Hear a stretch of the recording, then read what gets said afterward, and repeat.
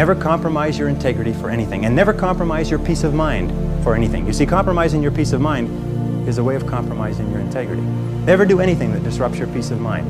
If it makes you feel unhappy, get out of it. Don't stay in relationships, don't stay in jobs, don't stay in situations that cause your peace of mind to be disrupted, because your peace of mind is the highest good that you have. And a person who practices consistency consistently structures their life so what they are doing is being true to themselves. What they are doing is living up to the very best that is in them as a human being. And that takes tremendous courage. It takes tremendous courage, because it's so easy to go along with the crowd. But you'll never be really happy unless you know that you are being true to yourself. Consistency is absolutely critical. You can have all of the others, but if you're inconsistent, it's going to really hurt you. Consistency means dependable, steady, predictable work is always vastly superior to spurts or flashes of brilliance and genius. Be consistent in your relationships. Especially be consistent with your family, be consistent with your friends, be consistent with your boss, be consistent in your work. There's a law of accumulation in the universe, if I can pass this on. A law of accumulation that says that even though you do 100 things or 1,000 things that you don't see, eventually they accumulate and they gather a force of their own. That every single great accomplishment in life is the result of thousands of minor accomplishments that nobody ever sees. And even if you don't see yourself getting the results, be consistent, keep working, steady, steady, steady, knowing that you're accumulating. You're putting yourself on the side of the angels when you're working consistently. Everybody here has had the experience of starting to read about a subject, think about a subject, become interested in a subject, and suddenly you started to attract into your life books, magazines, articles, conversations, people, opportunities. What you do is you create a force field which we cannot explain scientifically, but it is a field of vibration that goes out from you and attracts back into your life everything that you need to realize your dominant goals. And everybody's had the experience of writing down their goals at the beginning of the year and opening up the envelope at the end of the year and finding that 80% of the goals have been accomplished. Complacency and satisfaction are the key enemies of excellence. But once you commit yourself to becoming excellent, the whole world opens up for you. A very important point of excellence is this means simply this: do your best every time out and always strive to do it better. Accept the fact that every single human being is a genius, and all successful men and women are creative. They're creative in that they respond to their world differently. They ask questions, they're flexible, they're curious. You know, the hallmark of creativity is curiosity. The hallmark of ignorance and stupidity is the cessation or stopping from asking questions. Listen to your intuition. Your intuition is one of the best guides that you possibly have. You know from some of the other work that we've done is that each person has inside them an intuitive sense which will always give you the exact right answer for you. Courage means that you have the ability, you have the willingness to confront your fears. Because what I've found over the years is that brave people, courageous people, are not people who are not afraid. They're simply people who master their fears.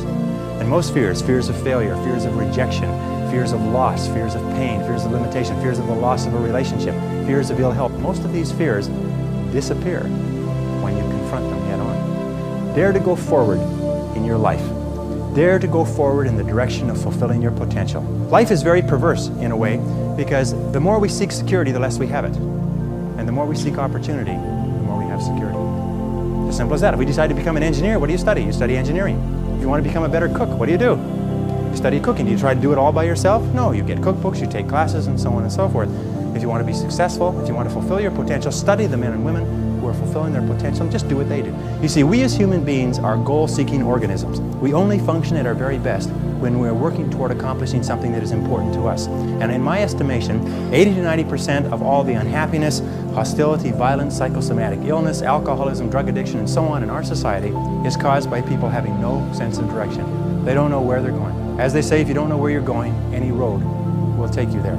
If the best way to predict the future is to create it, which means to have a vision, and even though the vision is in the air or the sky, then build a foundation under your dreams. And when you see men and women who rise from poverty and obscurity to fame and renown, you invariably see someone who had a vision of what they could be and have and do that was far beyond what they were. Every one of us has had an experience. At one time when we were small, we had a vision of being grown up and having our own cars. And as we grew older, we had a vision of having our own homes and our own families. And as we grew older, we had a vision of traveling and going to Europe. We fulfill all our visions. So dream big dreams. You get out of life exactly what you put in. What you sow in your relationships, you reap in your relationships. The golden rule is the key to consideration, but you can practice, you can learn to be more effective with other people. You can take courses in it. You can study behavioral psychology. Everybody in sales should be an expert on behavioral psychology. Almost all entrepreneurial fortunes, people who start with nothing and become millionaires, do it because they're good salespeople. They're good at convincing others. They get excited about their ideas, but they have the skills to be able to persuade other people to go along with them. So one of the things that we're talking about here is the building of the characteristics, the personality qualities that guarantee success. And self-esteem, of course, is the foundation of all success in relationship. You can become anything that you want to become. It's like throwing seed in the ground. When you throw a seed in the ground, the plant that comes up is not just one seed, it's hundreds of seeds. There's a crop that you put in, but you must put the seed in the ground first. And if you put in the hours over 8, whether it's studying or reading or working, if you put in the hours, it will pay off, and it will pay off in spades. The ability to focus clearly and know exactly what it is you want to accomplish, and the ability to concentrate single-mindedly on accomplishing that one thing without diversion or distraction are the keys to success. And time management is not just time management is life management. You can do anything you want with your life if you will manage your time properly. We all have the same 24 hours a day, and the ability to concentrate, to discipline yourself, to use willpower and perseverance to concentrate on one thing at a time. Before you start anything, ask yourself, what is the most valuable use of my time right now? When you leave the house or leave the office, say, what is the most valuable use of my time right now? And then every single evening, take about 5-10 minutes instead of watching television and sit down and review what you've done in the course of the day and say, what have I done right today? What have I done right that's moved me toward my goals? And second question is, what would I do differently if I had today to do over again? This is the most incredible method I've ever seen. I learned it some years ago. Just rewrite your goals every morning. Because every time you write your goals down, you're programming them into your subconscious mind. When you program them into your subconscious mind, you set up a field of vibration within your brain. And this law of attraction, based on this field of vibration, attracts into your life people and circumstances that harmonize with your dominant thoughts. That if we do not have new information, we keep on doing the same thing forever as the result of inertia. Remember, 80% of everything that we are doing today in our general business will be different 5 years from now. 80% of the products that we use, the food that we eat, the cars we drive, the music we listen to, the movies we go to, even the streets we drive on, 80% of everything will be new in 5 years. That's how rapidly things are changing.